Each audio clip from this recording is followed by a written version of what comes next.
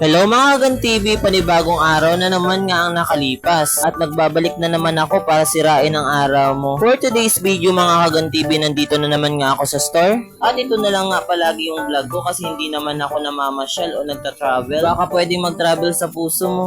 Uy! May ganon. Share ko lang sa inyo mga Hagan TV mga karanasan ko dito sa store. At nung first day ko nga dito mga Hagan TV ay hindi nga ako medyo komportable. Dahil nga yung trainer ko mga Hagan TV ay medyo masungit at hindi ko alam kung anong ugali niyang meron siya. Dahil nga bago lang tayo mga Hagan TV sa store, medyo nagbait-baitan muna tayo mga Hagan TV.